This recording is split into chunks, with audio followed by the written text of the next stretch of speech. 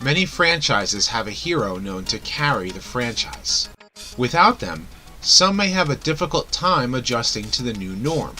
In the Crisis on Infinite Earths storyline, Barry Allen, the Flash, dies saving the world from the Anti-Monitor. His sidekick, Wally West, the Kid Flash, would take over this mantle. 23 years later, Barry Allen would return in the Final Crisis storyline. In Dragon Ball, Goku was always the central character. His son Gohan was shown to be more powerful at the beginning of Dragon Ball Z. When Goku dies facing off against Perfect Cell, it is Gohan who would become a Super Saiyan 2 and defeat Cell. This was Akira Toriyama's attempt at making Gohan the main character moving forward. However, Goku would return in the Majin Buu saga. In Transformers, there is one character whom is a constant that Hasbro initially didn't think was all that important.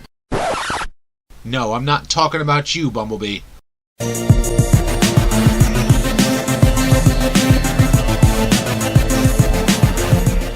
Optimus Prime, leader of the Autobots, usually the big rig truck, and basically Superman to the Transformers franchise, was the hero many would aspire to be. The legendary Peter Cullen, who originally, and once again currently, voices the character, has stated that he took his brother Larry's advice. He said, "Peter, don't be a Hollywood hero. Be a real hero. Real heroes don't yell and act tough. They are tough enough to be gentle, so control yourself." For 61 of the first 65 episodes of the original cartoon, Peter Cullen did just that as Optimus Prime. We must have courage, Huffer. We can't ignore the danger. We must conquer it. As well as Ironhide. Then what are we waiting for? Let's go! But this came to a head in Transformers the movie. Spoilers, of course. One shall stand, one shall fall. Facing his arch-nemesis Megatron in a battle to the death, Optimus Prime was fatally wounded by a blaster that Megatron had found after Hot Rod attempted yet failed to save his commander. Optimus, forgive me. On his deathbed, Prime passed the matrix of leadership to Ultra Magnus, and foretold of an Autobot who would rise to light the Transformers' darkest hour. While he tried to be a good leader, Ultra Magnus had a hard time adjusting to his new role. I can't deal with that now. He would lose the Matrix to Galvatron, who was Megatron reborn. At the end of the film, Hot Rod, while battling Galvatron in the bowels of Unicron, would take the Matrix from him, and the voice of Optimus would dub him, You got the Arise, Optimus Prime.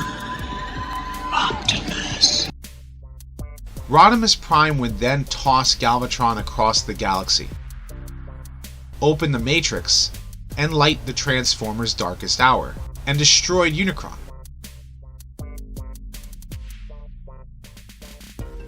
With this, the new status quo for the cartoon was established. Rodimus Prime now led the Autobots, Galvatron led the Decepticons, and a new threat, the Quintessons, would arise as well.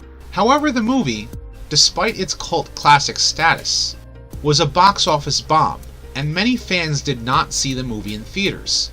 When Season 3 began, it took place following the movie. Some were asking, what happened to Optimus Prime? Fans that did see the movie in theaters, like myself, either loved or hated the new characters introduced. Some kids were very upset that their hero, Optimus Prime, died. In fact, there are reports that parents took their kids out of the theater because they were crying and upset. There was even a story of a little boy who locked himself in his closet because of Optimus Prime's death. They were in for even more of a shock when an early Season 3 episode aired known as Dark Awakening. In this episode, Rodimus Prime, Cup, Ultra Magnus, RC, Spike, and Daniel are being pursued by Decepticons in space. They came across the Autobot Mausoleum, which had been built for those who had died during the war, and took refuge inside. There they see the names of many Autobots who died during the movie, which in and of itself is a discussion for another day. They are in for a shock of a lifetime when Optimus Prime is alive and pushes back the Decepticons, making them retreat. Still visibly battle damaged, something seems off about him. Eager to give his former commander leadership again, Rodimus Prime gives back the Matrix to Optimus Prime. This reverts Rodimus Prime back into Hot Rod. Alright, Hot Rod is back! Let's party! However, Optimus betrays them, sets the mausoleum to self-destruct, and takes off for Cybertron. The Autobots would escape, however, Set course for Cybertron. but not before Optimus Prime convinces the Autobot fleet to go into battle with a Quintesson trap.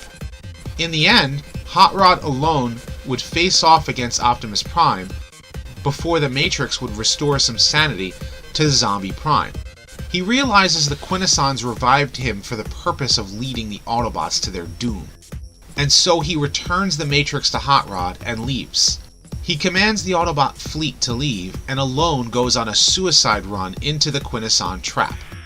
This death was probably even more shocking than in the movie, as a zombie Optimus Prime is certainly the thing of nightmares. Letters had arrived to Hasbro about Optimus Prime's death, and the order to revive him was hastily made. And so, Season 3 would end with a two-part The Return of Optimus Prime, in which a hate plague infected the universe, and only by reviving Optimus Prime could the universe be saved. More on that later. In the Marvel Comics, shortly after the movie was released, issue 24 would see Optimus Prime with the Protectobots battle Megatron and the Combaticons in a virtual world created by a computer programmer named Ethan Zachary, with the agreement that whoever loses, their leader would be blown to bits. Optimus Prime wins, but because computer-generated characters were killed in the process of his victory, he feels that he went against his principles to win. Therefore, he chooses to have Ethan push the button on him instead, and Optimus Prime dies. His mind was stored on a floppy disk by Ethan, and Optimus would return 2 years later as a Power Master, to go along with the new toy that was hitting the shelves. He would die yet again using the Matrix to destroy Unicron. He is revived again in the final issue of the original comics, thanks to his Power Master partner, High Q, having Prime's life force within him.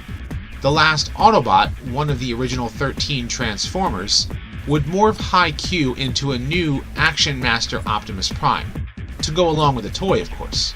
So yeah, Marvel Optimus Prime dies a lot. The concept of Optimus Prime dying would not just be in G1.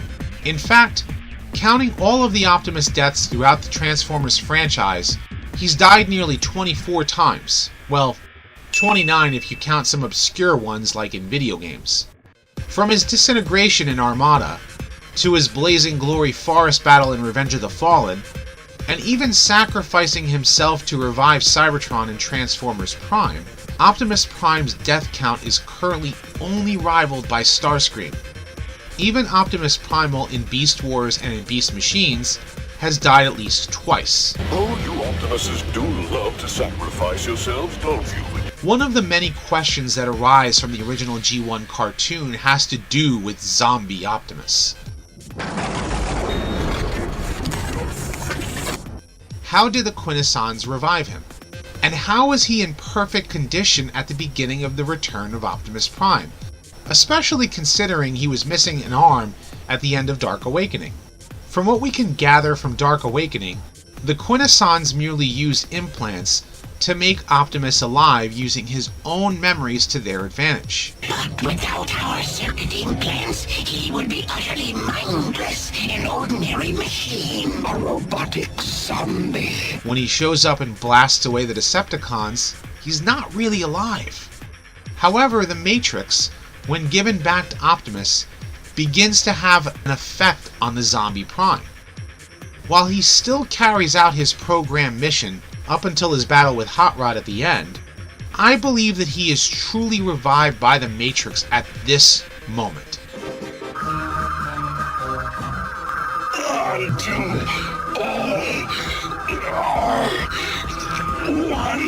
He chooses self-sacrifice as his way of making amends, and he fully believes that Hot Rod is chosen to be Rodimus Prime, to succeed Optimus Prime and be the hero that he needs to be. But you must save them. Rodimus Prime. From there, Optimus Prime's suicide run seems to have him fully awake and aware as he crashes his ship into the Quintesson detonator. When the episode originally aired in the fall of 1986, the ending stated,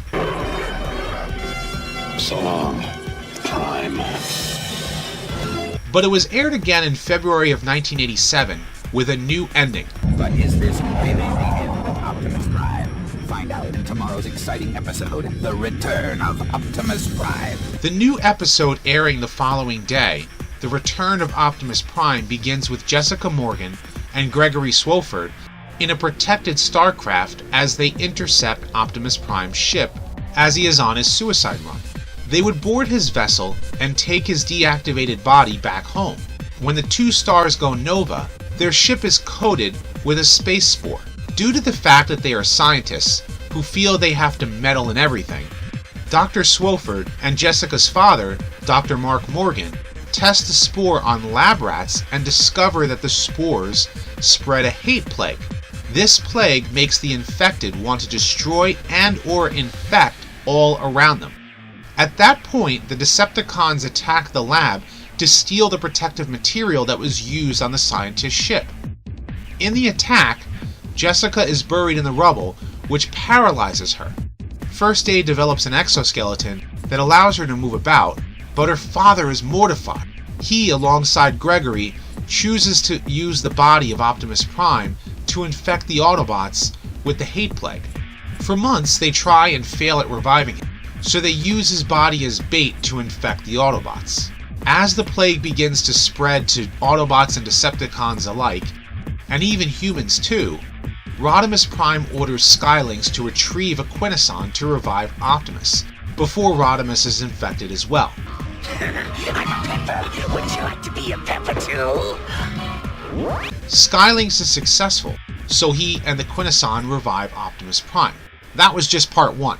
In part 2, Optimus Prime with a team of uninfected Autobots, including Bumblebee, who was rebuilt into a Throttlebot body known as Goldbug, team up with Galvatron in order to retrieve the heat-resistant metal that was stolen months ago. You told me it was important, but you didn't tell me why. That's because I know you too well, Galvatron. They regain the metal, but not before many of them are infected. Optimus coats himself with the metal so that he can retrieve the Matrix of Leadership from Rodimus Prime. In the end, Optimus empties the Matrix's collected wisdom into the universe as a cure-all for the hate plague. Now again, fans have wondered about how this 2-part episode works, and especially considering how Dark Awakening ended. As I stated earlier, I believe that Optimus Prime's spark transferred from the Matrix back into the zombie Optimus Prime.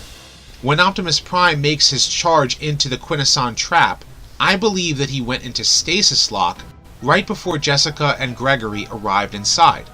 As for his injuries in between episodes, that's the tricky part. While the original script for The Return of Optimus Prime Part 1 recalls the events of Dark Awakening, the animation studios were very different. Dark Awakening was animated by Acom, who infamously animated a majority of Season 3's episodes. Toei, the same animation studio that animated most of Season 1 and 2, as well as the movie, was also responsible for animating both parts of The Return of Optimus Prime. They made the same animation error in this episode as they did in the movie. When Optimus and Megatron were battling to the death, they didn't add the injuries to either of them in many instances. Visually it's quite jarring, but it is simply something we have to overlook as an animation error. However, it is possible that Optimus Prime's exterior was repaired by Gregory and Mark, including his missing arm, for appearances. But what do you think? How is Optimus Prime able to be revived? Appropriate for Halloween, what's your thoughts on Zombie Optimus?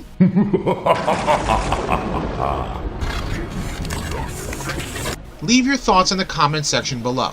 And if you like this video, be sure to thumbs up and subscribe. Be sure to hit that bell because I have more Transformers discussions like this coming soon. So stay tuned. And as always, until next time. Chill out, Blur. We need a plan. Okay, Optimus, what's the plan? I have no plan. What? No plan?